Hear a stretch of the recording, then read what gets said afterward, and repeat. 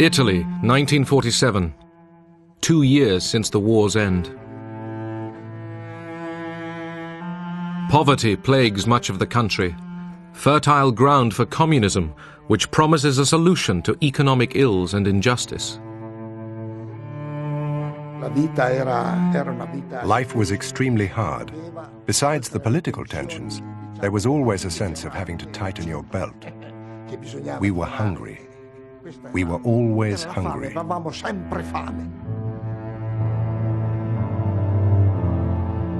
As membership of the Communist Party reaches 2 million, America fears that Italy and Western Europe could fall to communism. The seeds of totalitarian regimes are nurtured by misery and war. They spread and grow in the evil soil of poverty and strife. They reach their full growth when the hope of a people for a better life has died. We must keep that hope alive.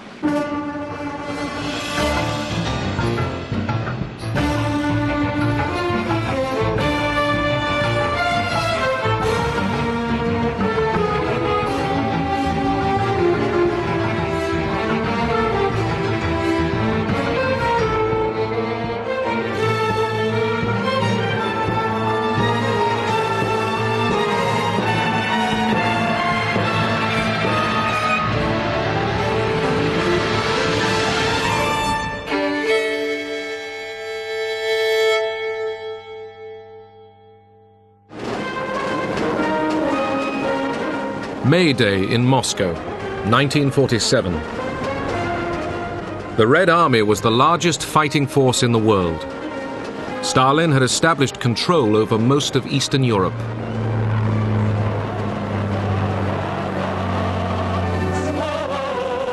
The Soviet Union offered an alternative model for society: public ownership and a centrally planned economy, in contrast to the Western belief in a mixed economy and free trade.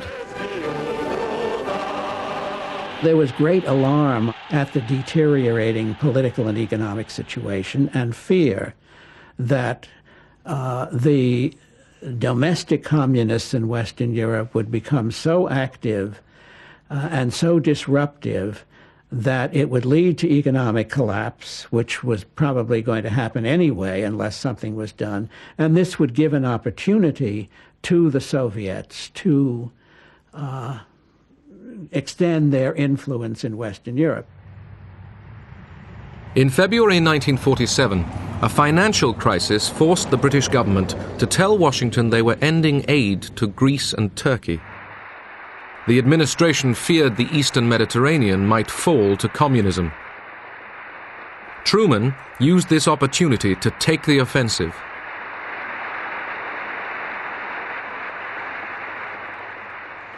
The free peoples of the world look to us for support in maintaining their freedoms.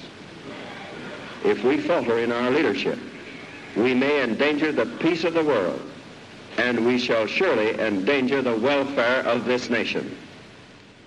I was there in the balcony listening, and I was struck by the absolute concentrated attention of the Congress. On this occasion, everyone in the hall realized that this was a major historical event. I therefore ask the Congress to provide authority for assistance to Greece and Turkey in the amount of $400 million for the period ending June 30th, 1948. Truman pitched the struggle for the first time as between freedom and tyranny, the West and the communists. Truman had to persuade the often isolationist Congress to act.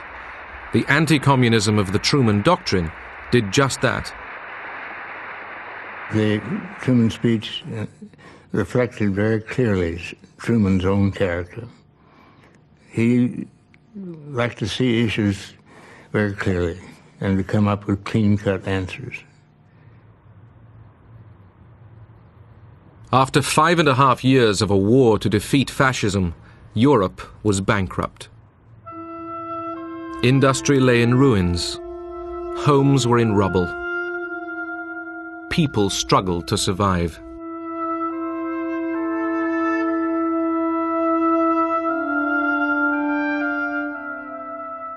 The Communist Party, which had fought fascism, attracted new recruits. The appeal of communism to young people and to students was that of a hope that it was possible to create a classless society. Many people believed that communism was going to create a better world, better than the one that existed before the war.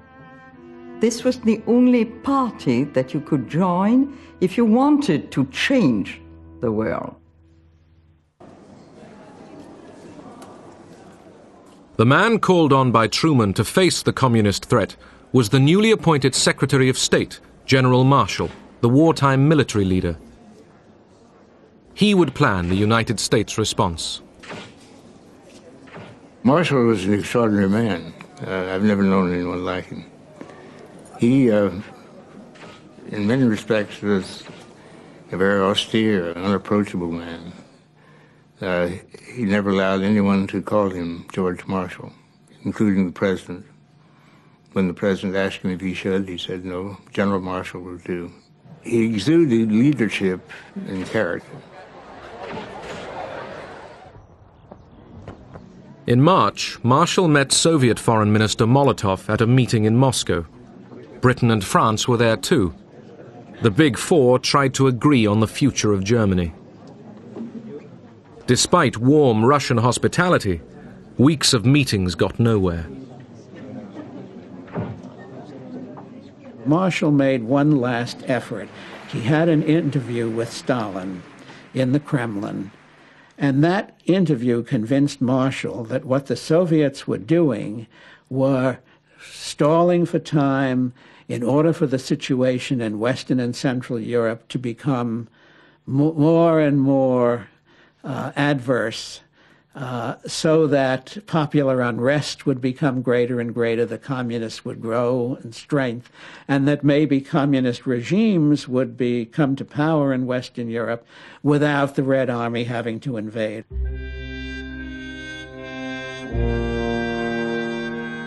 At the heart of Europe's problems lay the question of a defeated Germany. Stalin wanted to keep Germany on its knees, concerned that otherwise it would rise up one day and threaten the Soviet Union again. The Americans believed that Germany must get back on its feet before there could be a full European recovery. Marshall was now convinced of the need to act quickly. On his return from Moscow, he instructed the State Department to begin preparing ideas for a European rescue plan.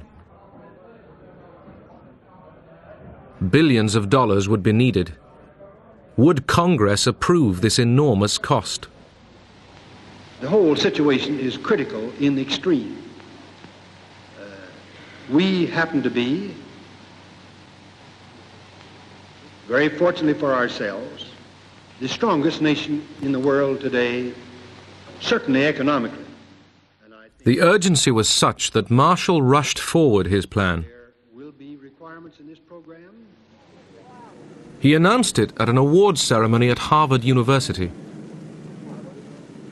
There were no film cameras present. Marshall proposed aid to Europe on a vast scale and invited the Europeans to respond. Ernest Bevin, the British Foreign Secretary, immediately realized the importance of Marshall's speech. He had always wanted to involve the Americans in European reconstruction. When Marshall made his big speech in Harvard, Bevin seized upon it and, bringing the French in at the same time, welcomed it, and out of that they built up what became the European Recovery Program and the whole recovery of Western Europe. The Soviet economy also desperately needed investment to make up for the ravages of 4 years of war on Russian soil. In theory, the Marshall Plan was open to both East and West, but would Stalin participate? Stalin was always suspicious, and he wasn't keen on it from the very start. He said, "Just you watch it. The situation is quite different from the wartime Lend-Lease American assistance to us. With the Truman Doctrine in place as well, they don't really want to help us. They just want to tear the people's democracies away from our sphere of influence, to win them over, to infiltrate them, to pull them away from the Soviet Union."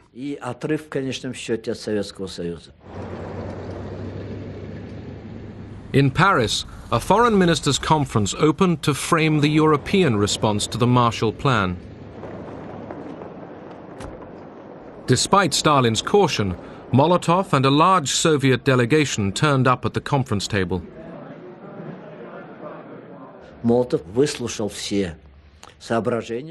listened to all the reports and proposals, although he felt it was clearly not that straightforward, that the aid would be tied up with certain conditions.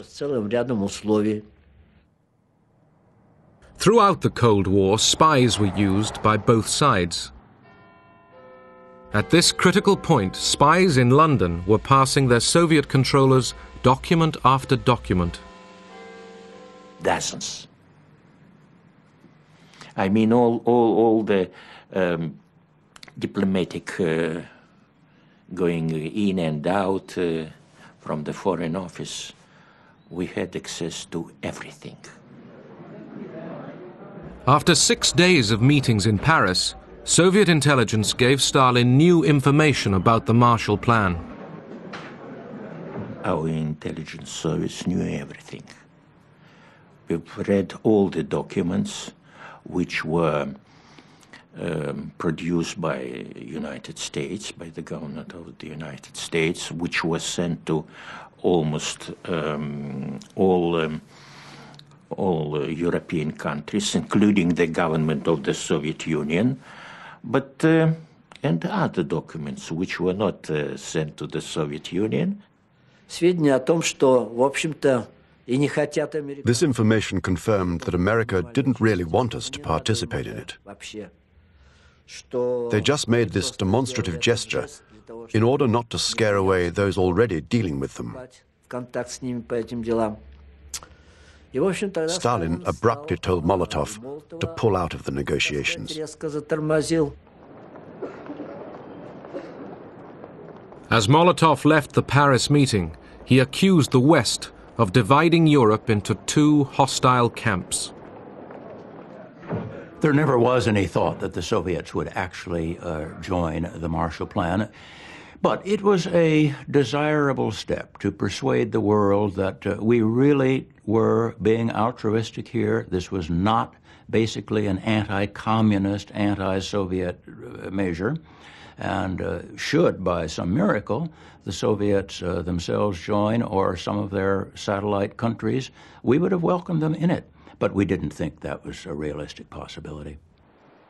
In Prague, the Czechoslovaks discussed whether to join the Marshall Plan. In the democratically elected government, a third of the ministers were communists. The reactions were absolutely positive. Even the communist ministers in the government, in the Czechoslovak government, agreed with our participation in Paris. That means to attend the conference to prepare the Marshall Plan. The decision of the Czechoslovak government was absolutely unanimous. Stalin summoned the Czech Prime Minister, Klement Gottwald, to Moscow. With him came the Foreign Minister, Jan Masaryk. They arrived on the afternoon of July 9th and waited. It was about 11 o'clock in the evening, that means before midnight. Somebody came that they should immediately go over to Kremlin. But the principal question put before them was that the Czechoslovak delegation shouldn't go over to Paris to attend to the conference on the Marshall Plan. Stalin said, if by 4 a.m. on the 11th of July you have not refused to attend, then be prepared. This will have serious consequences on our relations with you.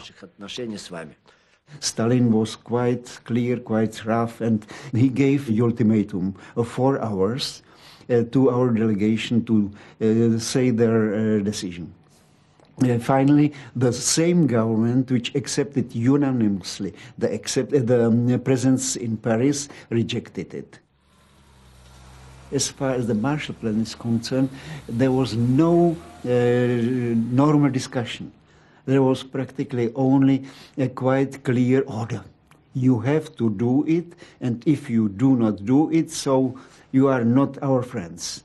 You are betraying the Union, Soviet Union, and so on and so on. So this was quite clear. When the Czech delegation left Moscow, Gottwald read a prepared statement. He couldn't hide his discomfort. Народы станут еще крепче. Поэтому да здравствует вечная дружба и союз Советского Союза и Чехословакии, да здравствует героический советский народ и его великий вождь генералиссимус Сталин. Jan Masaryk was shattered by the experience. When he came out from the plane, he said quite clearly, I was going to Moscow as a minister of a free state, and I am returning as Stalin's slave. In September 1947, 16 European nations signed up for the Marshall Plan and requested $20 billion of aid. The Western alliance began to take shape. The battle lines of the Cold War were being drawn. The primary purpose was compassionate, goodwill, the notion that our former allies needed to have the help of the United States. План Маршала Советским Союзом расценивался. The policy of the Marshall Plan was seen in the Soviet Union as the Americans wanting to impose their influence over the countries to which they gave Marshall aid. The Soviet Union could not accept that, believing it to be an aggressive act on behalf of the Americans. That is why the Marshall Plan was never accepted in our country. That September 1947, Stalin revived the pre-war Communist International as the Cominform. Through it, Stalin planned to control the countries of the Eastern Bloc. He also instructed communist parties in the West to take the initiative in seizing power. In American propaganda, the Cominform was represented as a sinister, shadowy conspiracy of evil. But its economic associate, Comecon, offered Russian aid to Eastern Bloc countries, sending grain to Czechoslovakia after a bad harvest.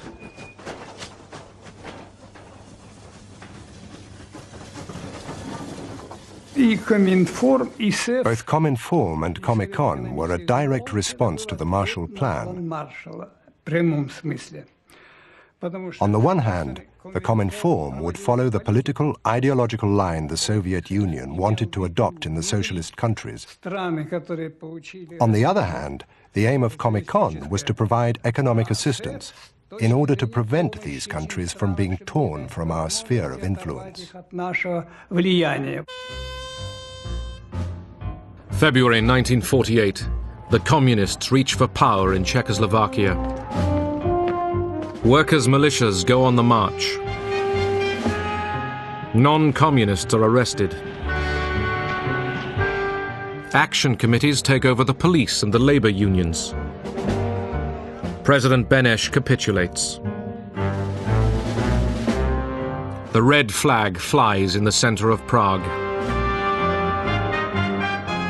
In just 5 days, the communists took over Czechoslovakia's government. Stalin's rule was imposed on the Czechs.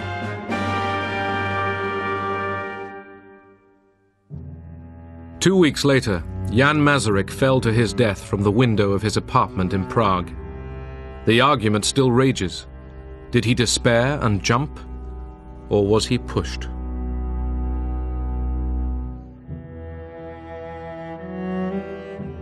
Masaryk was the son of Thomas Masaryk, the founder of the Czech state.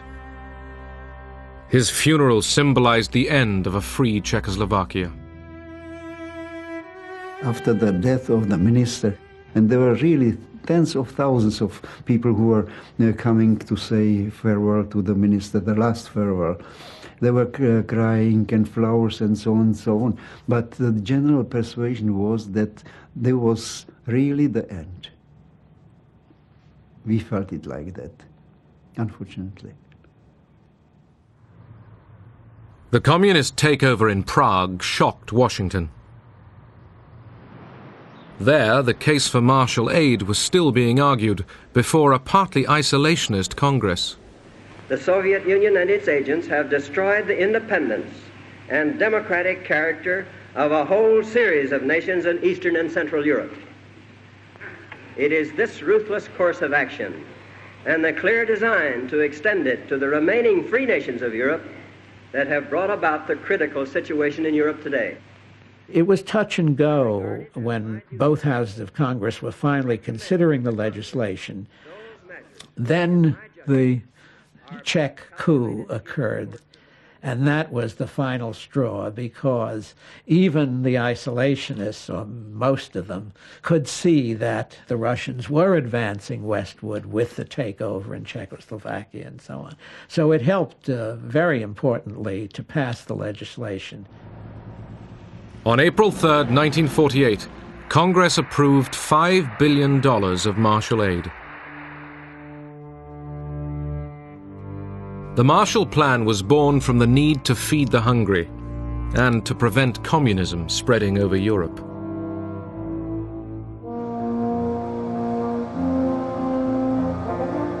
"20% of the aid were loans, 80% grants. The first shipments were foods and fertilizers. Next, machines to improve agricultural efficiency. In the 4 years of the plan, the Marshall Agency spent $13.5 billion in 16 countries. Fewer people spent more money in that agency than ever before or since in the United States government. It was an extraordinary performance. Europe's purchase of American goods and machinery redirected many Marshall aid dollars back into American industry, fueling a post-war boom. Most people I knew felt that the generosity of Americans was a self-serving one, in the sense that they thought of Europe as an outlet for their goods, as a market to export stuff, and we thought that we could see that in the types of things that they wanted us to buy with the money that they lent us. One of the countries most in need of help was Greece, devastated by the Nazi occupation and years of civil war. In the north, government troops still hunted out communist guerrillas. Greece, of course, emerged from the war in a terrible state. Probably 2,000 of the nation's villages had been razed and burnt to the ground by the reprisal raids of the Nazis. The consequence of the Civil War was to add to that terribly shredded kind of social fabric. During the 4 years of the Marshall Plan, Greece received nearly $700 million of economic assistance. Young Americans were thrust into positions of heavy responsibility. I was the youngest member of the Marshall Plan mission in Greece. I arrived there at the age of 23, and to my astonishment, a year later, at age 24, there I was in charge of the Greek import program. The range of projects which we engaged in were all over the map and all over every single sector of the economy. And one could say that America fed and fueled and clothed the Greek nation.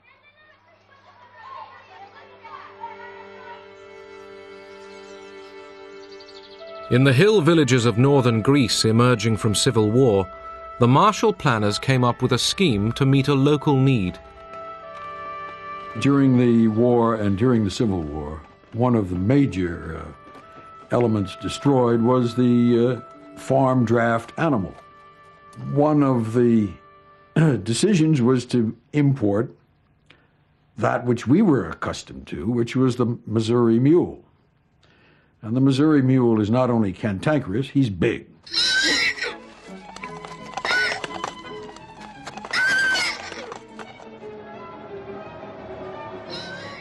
American mules arrived in Greece after a long sea voyage.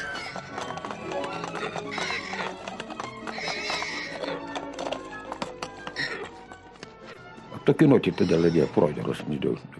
village leaders informed us about the mules. We went down to the cooperative in Xanthi, and that's where they gave us the mules. The farmers drew lots. You took a piece of paper with the number of the mule written on it. Then you went to the overseer.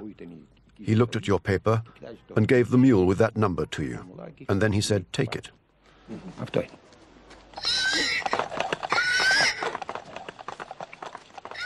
The only problem was that the American mules were very much larger than the animals local farmers were used to. The mules were very good. They were a bit wild, but slowly we got them under control. They were fat and big, and we began to use the mules to plough.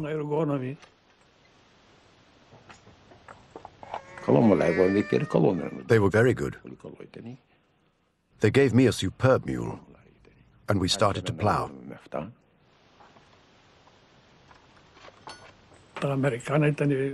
The American mules were best. They were from the stable, well-fed and fat. You could put 200 kilos on them, and they could take it.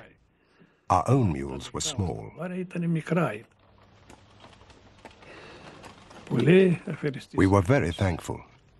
How could we not be thankful, since we had nothing? Long live America. Industrial Europe faced other problems. France, 1947. Workers at the Renault factory near Paris went on strike. When communist ministers backed them, they were expelled from the government. Several months of disruption followed.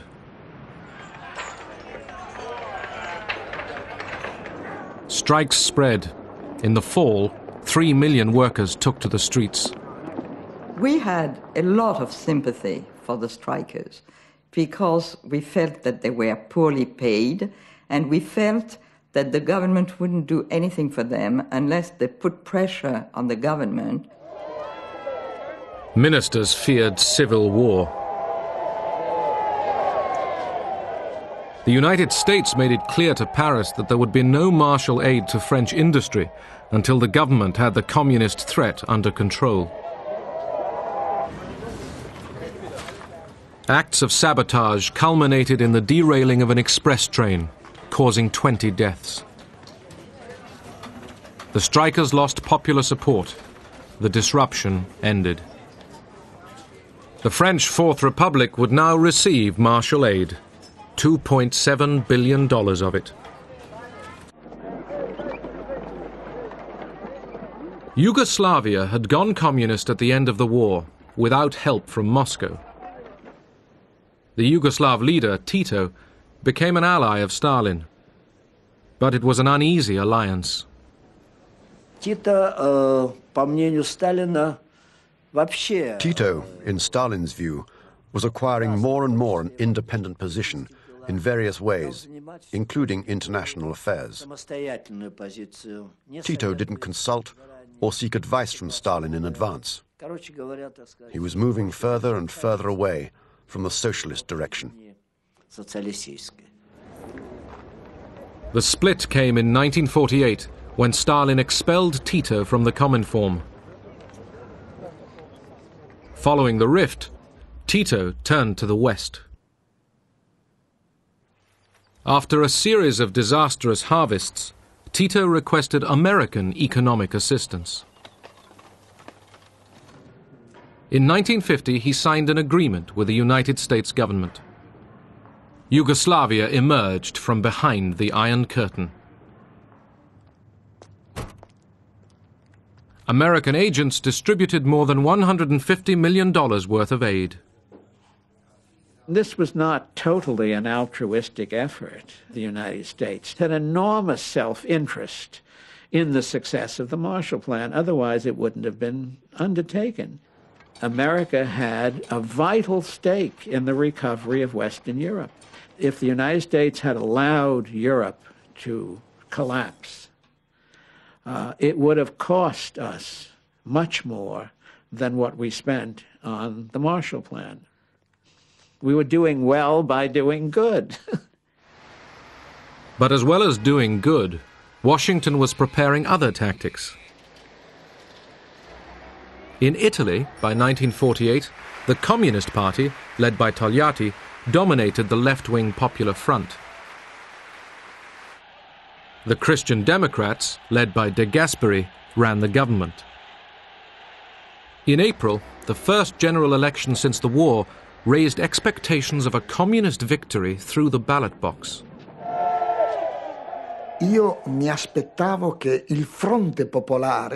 I expected the Popular Front, the union of all the parties of the left, to win the election.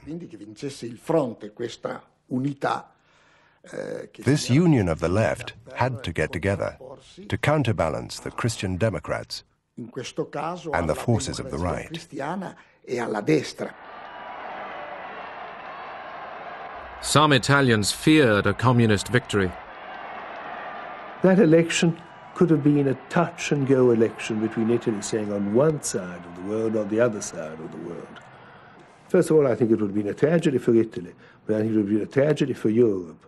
I think it would have been a tragedy for the Mediterranean, and it would have been a setback for America. In the United States, a campaign was orchestrated to persuade Italian Americans to write to relatives urging them not to vote communist. 10 million letters were sent. Dear cousin Maria, have you thought what a communist victory would mean for Italy? It would be terrible. Italy would be ruled direct from the Kremlin. Look what happened in Czechoslovakia. You must realize how serious the situation is. You should see what the papers are saying. Please, here. Listen to us. I urge you not to vote communist in the elections. Your cousin, Luigi. Fu un'iniziativa molto intelligente perché arrivava direttamente alle famiglie. It was a very intelligent initiative because it got through to the families directly. Mezzo secolo di emigrazione. After half a century of emigration, there were hundreds of thousands of Italian families in America. So, to receive a letter of encouragement from them, a letter stating that they shouldn't vote for the Communist Party, well, that was very influential. Letter writing was not enough. The newly created CIA decided to take the offensive. What the CIA needed was authority to develop a program of covert action. General Marshall knew that the situation in Italy was critical. The largest communist party in the world outside of the Soviet Empire. Not having an organization and knowing that the State Department could not achieve the things that he knew had to be done, he personally said, we must explore the means of getting authority to carry out a covert action program that would challenge this tremendous communist threat. This led to a debate within the young CIA. Did it have the legal authority to carry out covert operations? CIA lawyers studied the wording of the new National Security Act.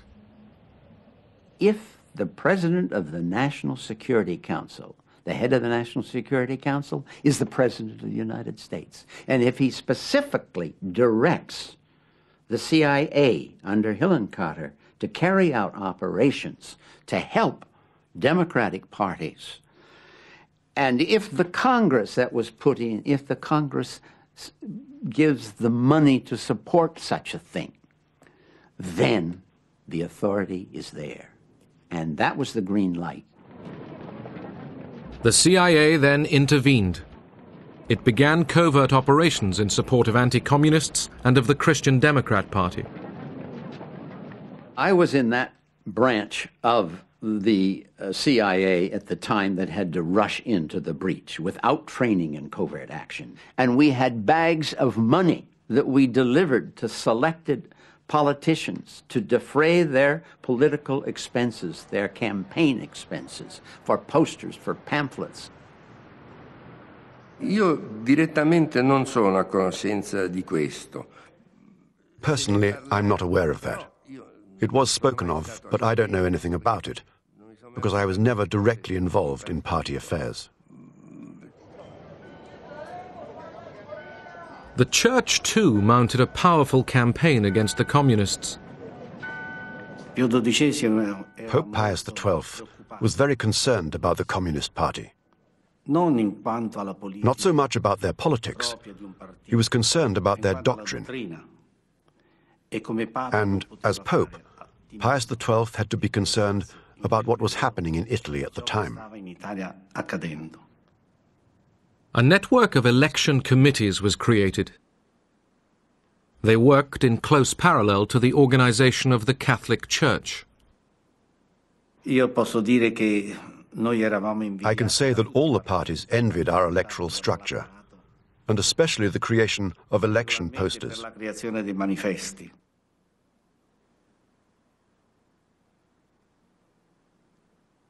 In the rural areas, there were no cinemas. It was unthinkable at that time. So we had this idea. We sent some lorries out into towns and villages, and we projected the films at night, electioneering films. When we showed those films, everybody used to rush to the squares where the films were projected. They were always very crowded.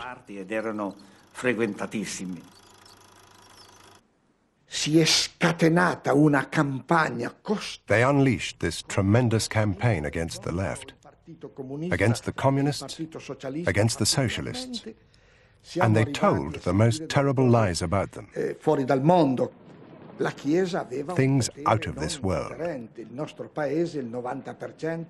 The Church had a great influence over the people because 90% of them were Catholics and members of the Church. At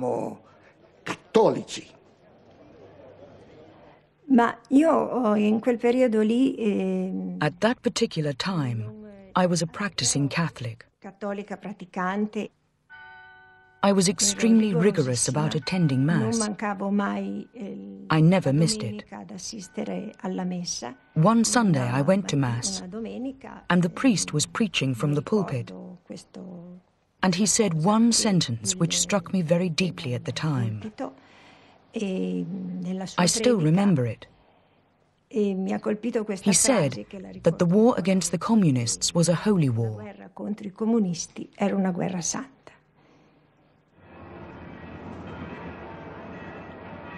Pope Pius XII and the Catholic Church had supported the fascists throughout their decades of rule. But the Vatican totally opposed communism. Just days before the election, Pius XII excommunicated many members of the Italian Communist Party. When I heard about it, I was terribly upset. To begin with, there was the fact that at the time I was engaged to my fiancé. We were getting married the next year, and this meant we couldn't get married in church.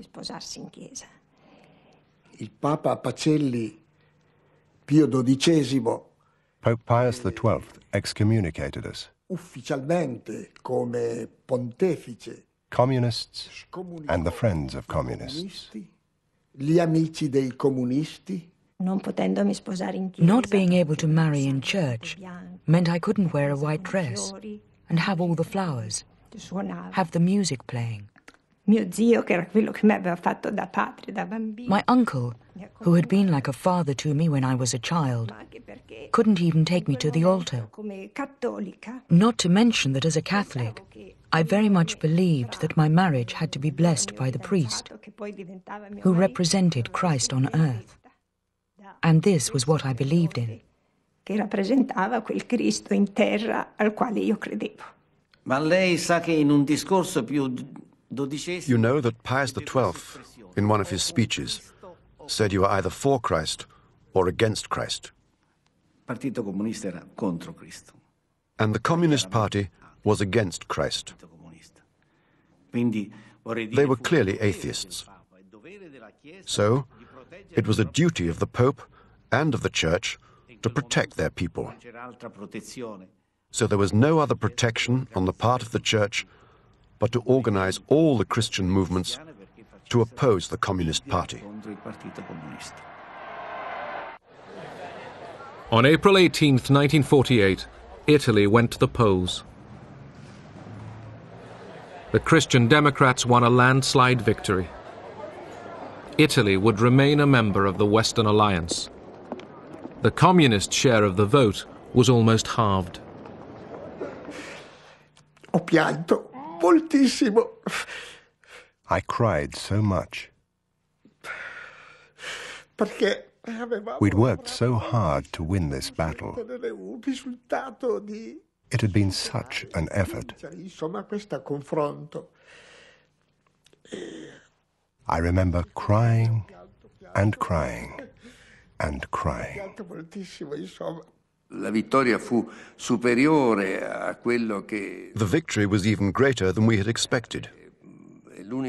It was the only time when we, on our own as Christian Democrats, had an absolute majority in Parliament.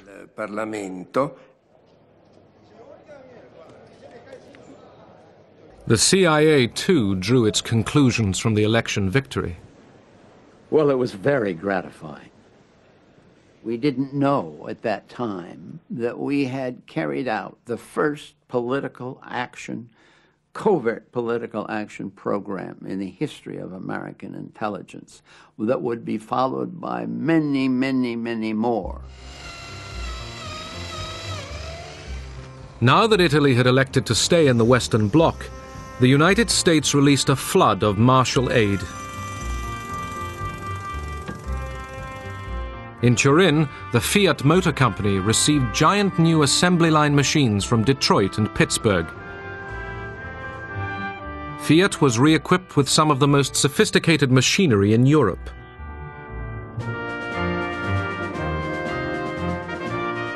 Fiat's recovery would fuel the revival of Italian industry. In Europe and in Italy especially, we thought of America as all-powerful. They had 50% of the world GNP, they had all the modern technology, they'd beaten the Nazi system. And I don't say that you didn't expect it, but we were pleasantly surprised to see the generosity of their foreign policy. And the generosity of their foreign policy at that moment was expressed through the Marshall Plan.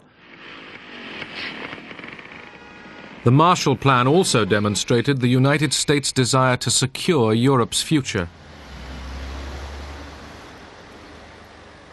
The message was, modernize your economies, and you too can be like us. The Americans were trying to impose American ideas, American organization into Europe. There was a feeling that if the European economies were to be rebuilt, if Europe was to be competitive in the world economy again, it would have to imitate American production methods, American management methods, and so on. And many European businessmen were eager to do this. In those years, I mean, the immediate post-war years, the whole of Europe was in a recession. So first of all, it helped us step out of a recession. It gave us a certain amount of speed to the economy. But that was the first step. The second real step that was it approached this European community on the whole. It brought us towards NATO, and it brought the European countries closer to each other and to the United States. The Marshall Plan set out to build a European consumer society. The United States wanted a free enterprise Western bloc, peaceful, united, and tied to American trade and capital. The Soviet Union was forced to build its own rival bloc. The people of the socialist countries would eye the West for 40 years and wonder.